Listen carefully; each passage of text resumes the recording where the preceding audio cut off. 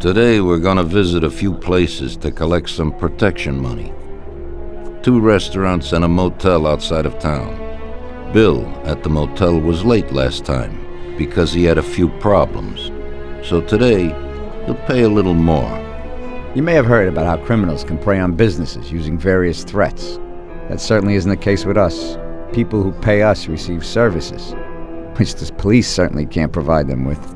Last month, for example, Sam and Paulie here solved a serious problem with violence in a delightful restaurant. The owner is now satisfied that nothing of that sort will happen there again. You'll do the driving. Paulie and Sam will do the collecting. It'll be routine. Tell Ralph to give you a car, and you can go. Okay, boss. Well, you and I'll have a drink. What do you say, Frank?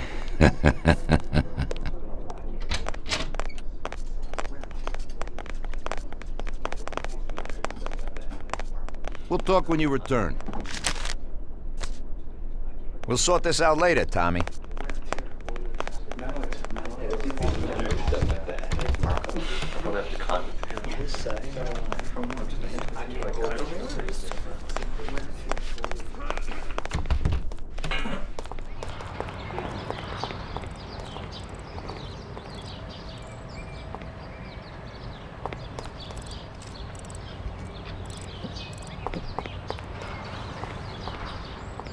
Hey, Ralphie. Me and the boys have got a job to do, and I need some wheels. And hey, Tommy, I got this here, baby. It has about 40 horsepower and goes almost 60 miles an hour.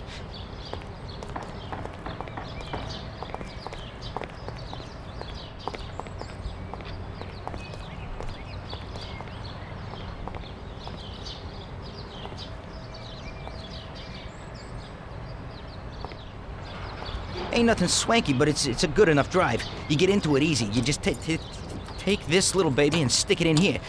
Pry it a little, and when it clicks, you got it. It's a piece of cake. Thanks, Ralphie.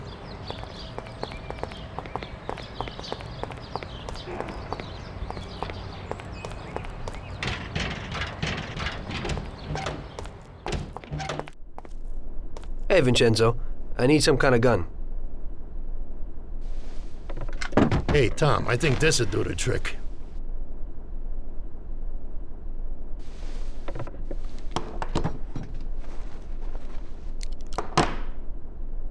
It should work. I wasn't planning on using it anyway. Thanks.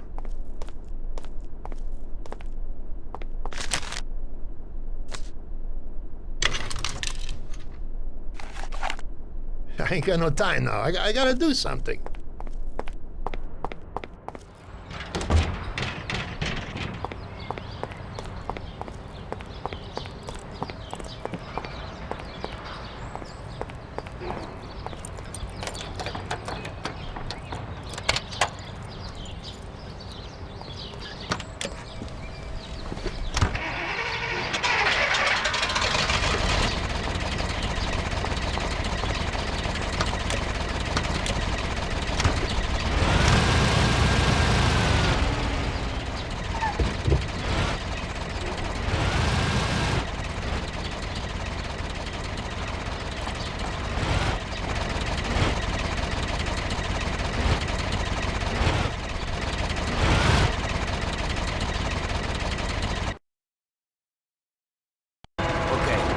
First we'll go to a restaurant on Central Island.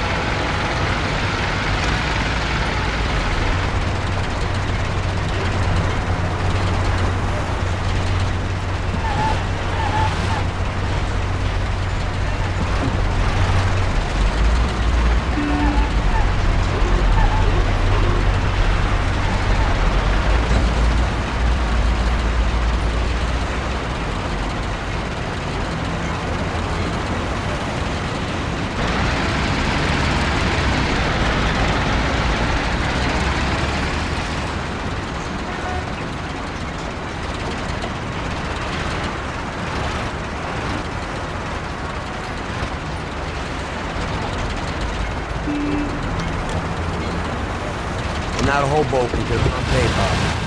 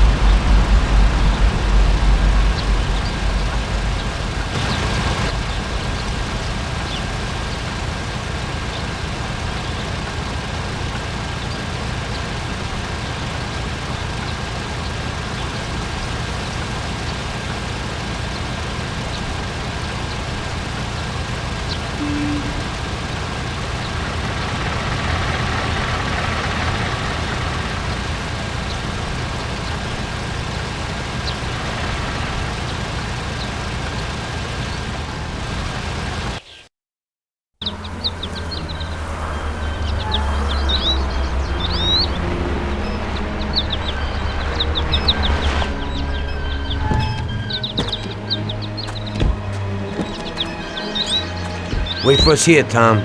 We'll be back in a bit. Okay. Let's go.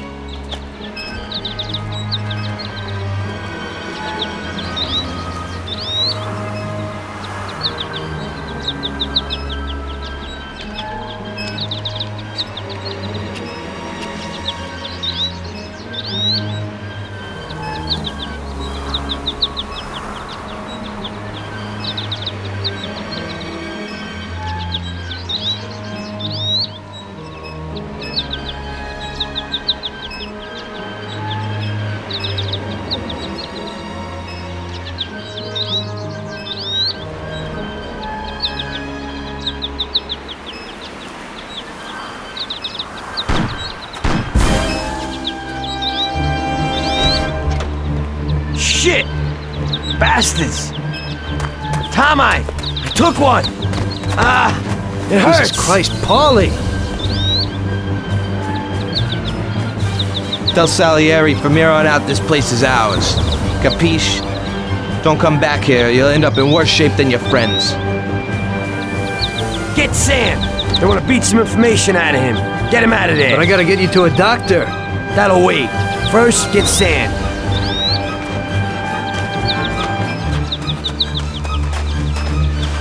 Screw regular routine.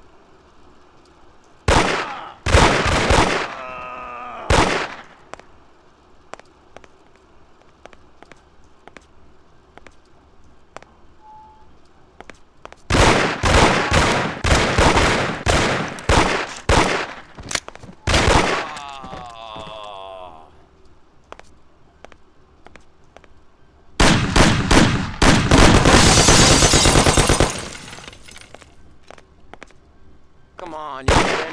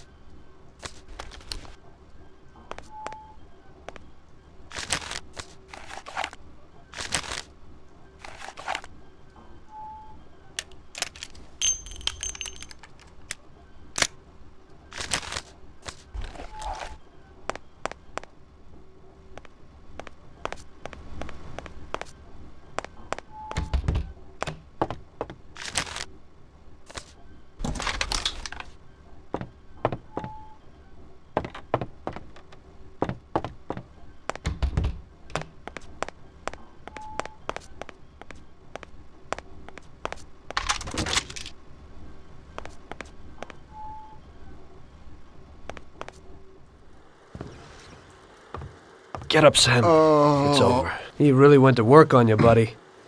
Let's go. Christ. It's nothing. You'll be all right. Doctor will put you back together again. You're tough as nails.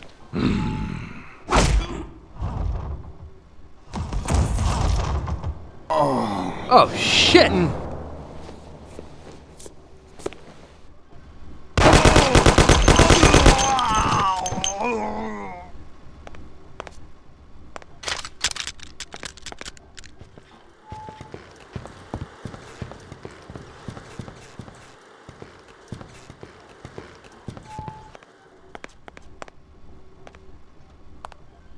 That's it. I'll get you back in the car. Everything will be okay. Don't move, scumbag, or I'll fill you with holes.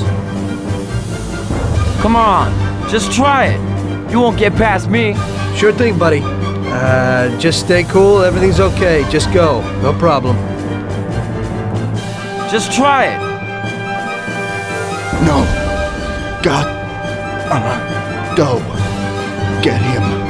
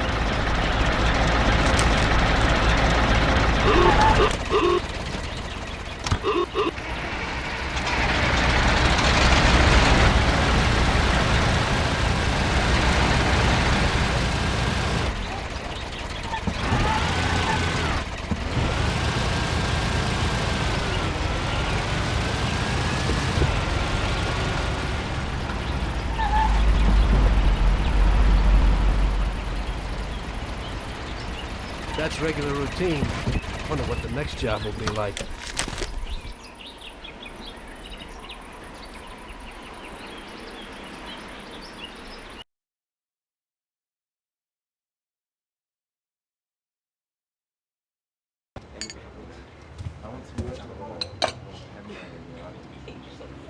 That's how I got into it. 1 minute a regular cabbie, the next a respected mafioso. You were all right with killing people? Usually people have a problem with that. You know, I ain't one of those people with a thirst for blood. I don't need violence in my life, and I don't look for trouble, but I also don't have any remorse. They wanted to outsmart us, so we had to outsmart them. No excuses. It was all the same to me. I wasn't interested in the fates of other people. Everybody said it was just business, and that the family sticks together. It was different from living alone and nobody giving a damn about you. Suddenly you're respected by all the people you meet. Everybody knows you can help them, but you can also destroy their lives. And everybody tries to ingratiate themselves to you. And what about the police? You just walked away, just like that, from a massacre. Didn't you have any problem with this? You work for the police. You ought to know. You know, the Mafia runs the whole city. The Salieri family makes over 25 million bucks every year. The papers were full of it. But nobody saw nothing. If they wanted to stay alive. We paid off the bureaucrats $6 grand a month. Your bosses had liquor at trade price and got payouts for special jobs from both Salieri and Morello. Case closed, lack of evidence. Cops would even move shipments of drink for us. I guess you'd have heard something about that. So what about your two friends? Well, they were better off than you'd think. Salieri had a good doc for his boys, and it's not like he ever asked any questions. In a few weeks, they'd be healthy and back on the streets again. The only one who worried us was Morello. He wanted to be the big cheese, which Salieri couldn't let him do. Salieri had no intention of being in second place. You know, a person becomes a Don because of his thirst for power, and he doesn't care about any other rules than his own. That's how it is, Detective. So he'd be his own boss, independent of the police, of the state, of anyone. That's why a person becomes a Don. Salieri and Morello both wanted it all. They kept sparring with each other, but they both knew that if it all blew up, it would be hell. The big difference between them was in their methods. I heard a little story about Morello.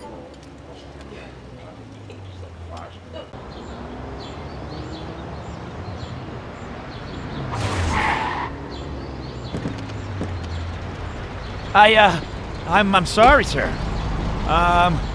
You I idiot! mean it. Do you know what you've done? You know how much that car cost? I was driving slowly, Mr. Morello. I don't know how, Do you mean to say that I crashed into your car? no. Sir, I wanted, no, sir, No! Faster! Get in my way!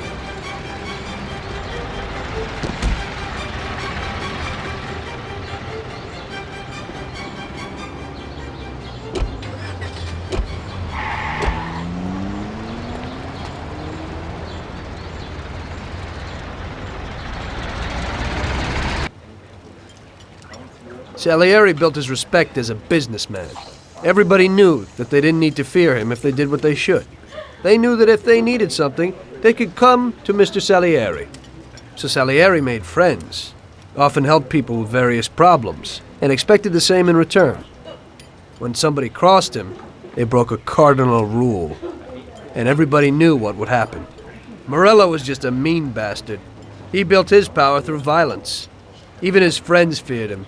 Most people just tried to avoid him.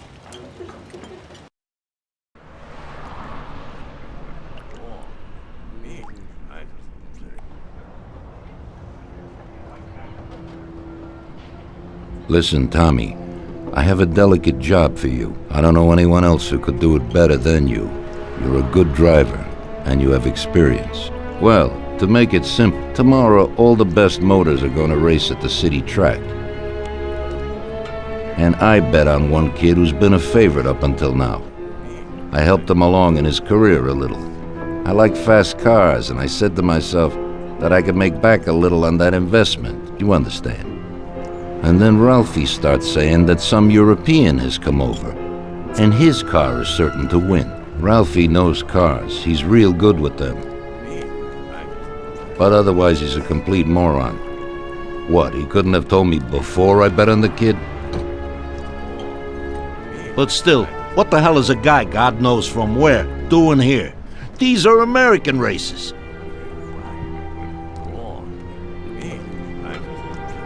Me and the consigliere here were thinking about what to do, because a lot of our boys have bet the same as me, and they certainly wouldn't be happy if they lost their dough. And how would that make me look? Like an old idiot. Tommy, I can't let that happen. We thought with our consigliere about what to do with it. If something happens to him, that's no way. It won't be fair play. I won't enjoy my winning at all. Ralph told me that he knows a guy who guards the racetrack garage. Tonight, you're gonna go there and take this European's car to a mechanic who knows his way around these machines. He'll take a look at theirs and maybe improve ours. As soon as he's finished working on it, you'll take it back. It's important that the car is back in its place before anybody catches on. And don't even think about crashing it or getting caught by the cops. Are we clear? Yes, boss. If you pull it off, you'll of course get a share of the winnings. Now go. Ralph will tell you where and how.